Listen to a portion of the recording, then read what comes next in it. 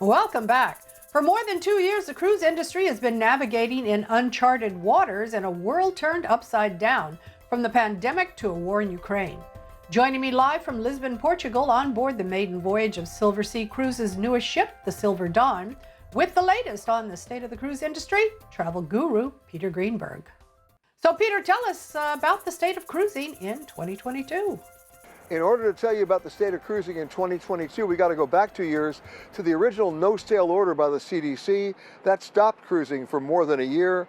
Then they issued something called a conditional no-sail order, which forced the cruise lines to stop what they were doing and comply with about 75 new protocols, ranging from interior design, ventilation, dining services, shore excursions, a whole range of things. They did that. The cruise lines started sailing on a limited basis last June and July. By this June, 300 cruise ships will be fully operational and back on the water and in the water.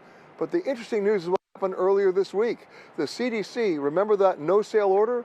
They also had a level 4 red warning to most passengers, telling them not to go on cruises. About a couple of weeks ago, they reduced it to a level 2, a much more moderate warning. And then this week, they removed all the warnings, all the restrictions, which means anybody can go with comfort and confidence. The cruise lines are ecstatic about that. And of course, if you're a cruise ship passenger, guess what?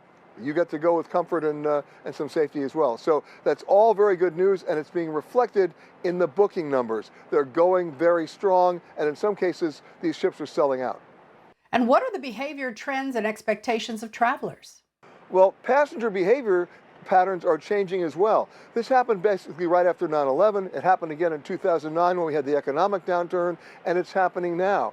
People are basically choosing experience over material items. They want to put their families together and travel as a group, much more multi-generational travel, and their expectations are higher in terms of what they want in terms of sustainability, social distancing, not just on the ship, but in the destinations that they're visiting. So you're going to see cruise ships pivoting and going to ports that they may not have ever gone to before, and then staying there longer periods of time to give people the opportunity to have a much more immersive experience at those ports. And of course, prices are rising all over the place. What do rising prices mean to the cost of travel? Well, that's a tough one right now because it's a factor of rising fuel prices because of Ukraine, airlines cutting capacity, and of course, basically the economic situation in general. What's going on at the fuel pump is also going on with airline ticket prices. Cruise ships, not so much.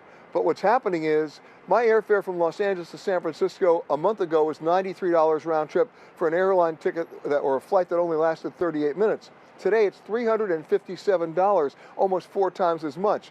If you're a family of 4, you just went up to a $1,400 ticket. That's a tipping point for a lot of people.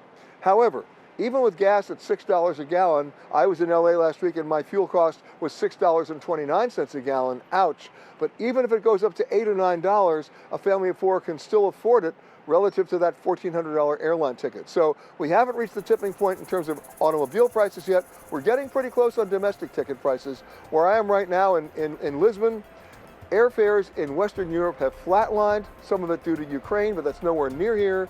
And smart travelers who book their flights to Western Europe now are going to have a great deal. It's a buyer's market. So put all of that into perspective, and then you get to make some informed choices. Thank you, Peter. Happy cruising. You got it.